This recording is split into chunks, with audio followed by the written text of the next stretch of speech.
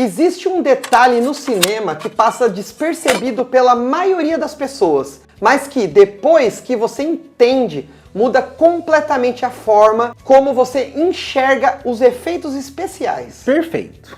Alguns dos efeitos especiais mais antigos da história ainda parecem mais reais do que produções modernas, que custaram centenas ou até milhares de dólares. Né, She-Hulk?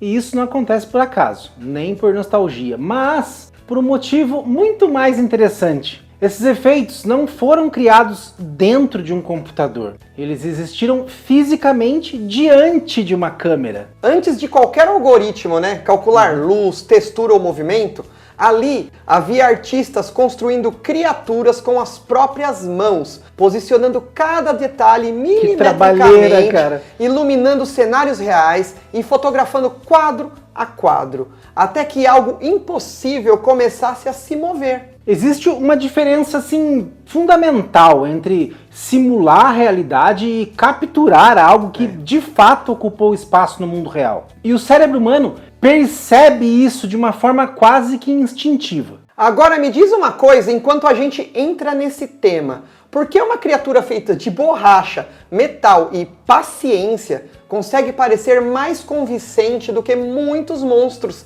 digitais ultra detalhados que vemos hoje em dia? Fica com a gente até o final porque, além de responder isso, você vai conhecer um pouco mais do stop motion. E iremos revisitar momentos do cinema que usaram essa técnica e que não apenas envelheceram muito bem, mas que continuam funcionando como referência até hoje. Faz tempo que a gente não faz lista, né? Faz. E se você curte esse conteúdo que vai além da superfície do cinema, esse é o momento perfeito já para deixar o likezinho. Demorou. Pra gente, porque o que você vai ver hoje aqui é praticamente uma aula sobre como criar impacto sem depender da tecnologia moderna, o bendito CGI, né? Espera um pouco. Roda a vinheta.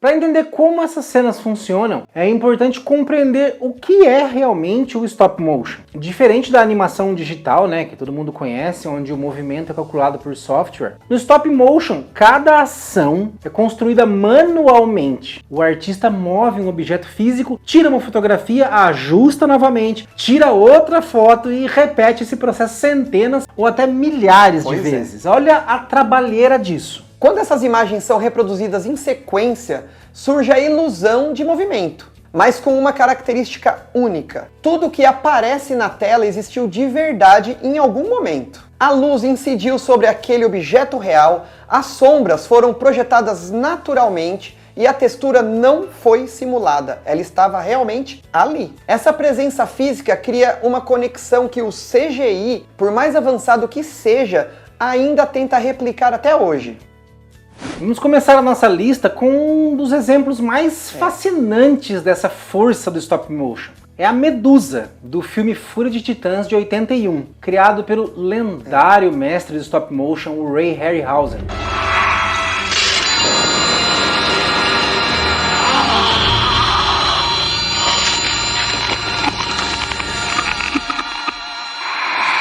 Não é apenas o design, mas como a forma que ela foi inserida na narrativa. Cara, eu lembro a primeira vez, quando eu era criança, eu vi essa cena. Marcou pra mim até hoje, cara. É assustadora, eu Bizarro, também, eu lembro bizarro. perfeitamente. Como o Fúria de Titãs inteiro, né? Se a gente parar pra falar dele aqui, Pois é. dá até pra fazer um vídeo, hein? Dá. Como eu estava dizendo, ao invés de tentar mostrar tudo o tempo inteiro, a direção opta por trabalhar com sombras, iluminação dramática e movimentos calculados, permitindo que a mente do espectador complete aquilo que não está totalmente visível. A cauda da Medusa, construída com diversas articulações, foi animada manualmente em um processo extremamente trabalhoso. Mas o resultado é um movimento que, mesmo hoje, transmite uma sensação super orgânica. É até muito melhor do que esse último filme aí, o reboot. Não, Deixa quieto, né? Não, corta. O mais interessante é perceber que as limitações técnicas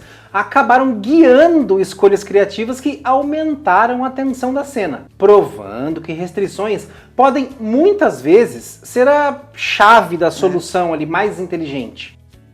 Essa mesma filosofia aparece de forma ainda mais evidente em Talos, o gigante de bronze do filme Jazão e os Argonautas, um filme de 1963, que é um filme absurdo também. Diferente de criaturas rápidas e ágeis, o Talos foi concebido para transmitir peso e inevitabilidade. E mais uma vez, ele, quem? Ray Harryhausen, estudou movimentos humanos e decidiu desacelerá-los além do natural, criando a impressão de que cada passo exigia um esforço colossal para o movimento, cara. O negócio parecia um robôzão. Nossa, meu, absurdo. O som metálico sincronizado com os movimentos reforça essa sensação.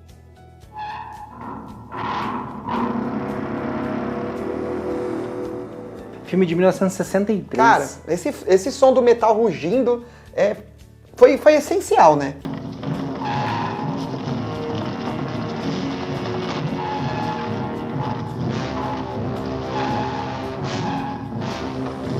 E não é apenas uma questão de visual, mas uma combinação de ritmo, som e física percebida que convence o espectador que aquela massa de bronze realmente possui toneladas e está se movimentando.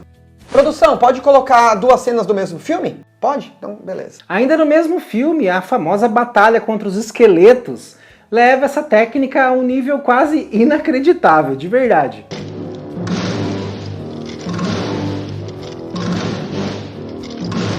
Cada esqueleto ali foi animado individualmente, interagindo com atores que, durante as filmagens, estavam lutando contra o vazio, o nada. O que torna essa sequência tão impressionante até hoje não é apenas o trabalho técnico envolvido ali, mas a clareza da coreografia. Os esqueletos não se movem de forma aleatória, eles atacam, recuam, bloqueiam golpes e parecem agir com intenção. Essa sensação de consciência é extremamente difícil de reproduzir, porque exige não apenas movimento, mas lógica por trás de cada ação. Foram meses de trabalhos dedicados a poucos minutos de cena, e o resultado é uma sequência que continua sendo referência em construção de ação.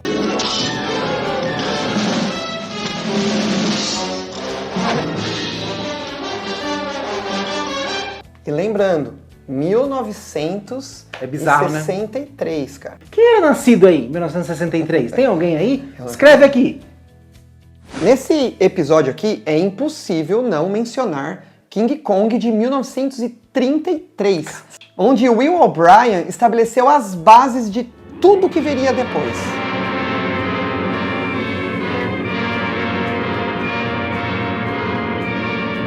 O modelo do Kong possuía uma estrutura metálica interna e era coberto por materiais que simulavam pele e pelos, né? Durante a animação, o pelo se movia levemente a cada ajuste, algo que tecnicamente era um erro. No entanto, essas imperfeições criaram variações sutis que o cérebro interpreta como sinais de vida. Olha só que bizarro, né? Como a males que vem pra bem, então, né? A gente gosta de ser enganado. Curiosamente, muitos efeitos digitais atuais tentam recriar exatamente esse tipo de irregularidade para evitar que os personagens apareçam artificiais, mostrando como um defeito acabou se tornando uma referência estética. Sabe quem acertou bastante tentando fazer essas cenas de coisa de pelos? Cats, né? Com o avanço da técnica, surgiram evoluções importantes, como o uso do Go Motion em Star Wars Império Contra-Ataca de 80, supervisionado pelo Phil Tippett. Que é outro foda também. Nossa, os caras são deuses nisso daí. Diferente do stop motion tradicional, essa abordagem adiciona desfoque de movimento durante a captura, eliminando aí o aspecto rígido que muitas animações apresentavam. Isso permitiu que os AT-AT transmitissem uma sensação muito mais natural de deslocamento, dando mais realidade ao peso característico, mas com uma fluidez que aproxima ainda mais ao resultado da realidade. Vocês não estão ligados quem são os AT-AT? Editor, põe aqui uma ceninha deles, por favor.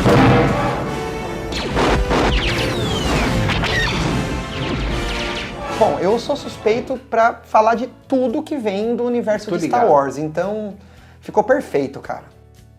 Quando o stop motion passa a ser utilizado não apenas como efeito, mas como linguagem principal, surgem obras como O Estranho Mundo de Jack, de 1993, dirigido pelo Tim Burton, onde cada expressão do personagem principal foi construída fisicamente. Cada emoção foi criada manualmente, garantindo uma consistência que se traduz em uma atuação surpreendentemente convincente. Esse filme, pra mim, é muito da hora, cara, eu gosto muito. Esse nível de controle permite que o espectador se conecte emocionalmente com os personagens que, tecnicamente, são objetos inanimados. Existem milhões de animações em stop motion, mas o Estranho Mundo de Jack tá aqui porque ele realmente se sobressai em todo o contexto da obra. Mereceu estar aqui. Porra, velho.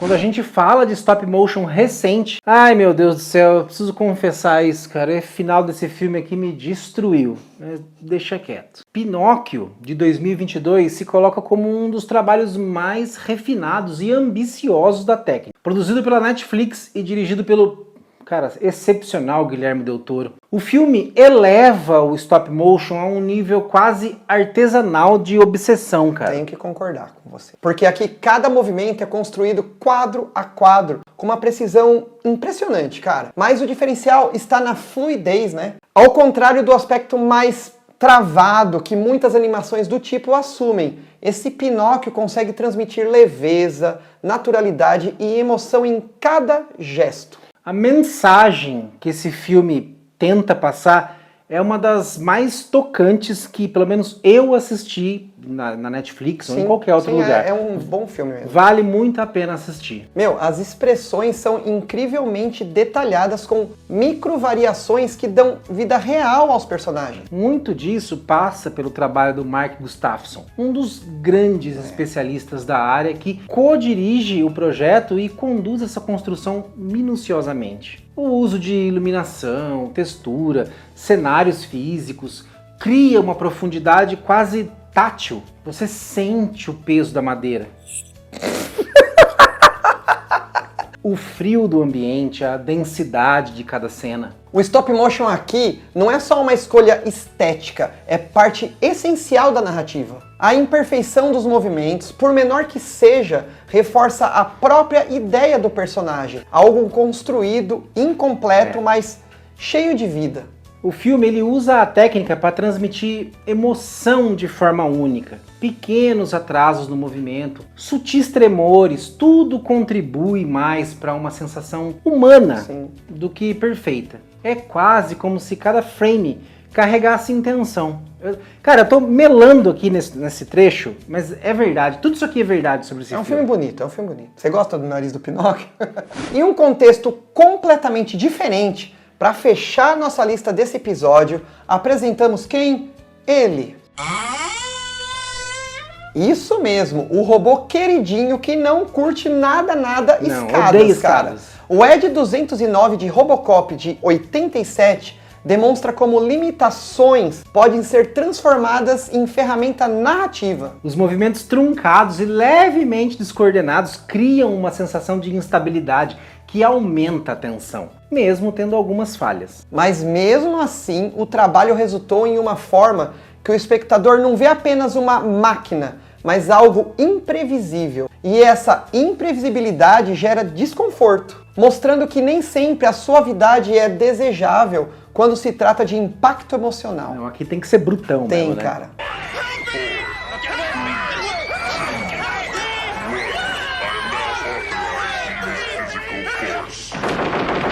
Aliás, temos um episódio sobre Robocop aqui no canal. A gente mete o pau no filme. Mete o pau e ao mesmo tempo elogia. A gente morde a sopra, morde a sopra. A gente ama e destrói o filme. Mas tá aqui muito bom, tá na descrição aí.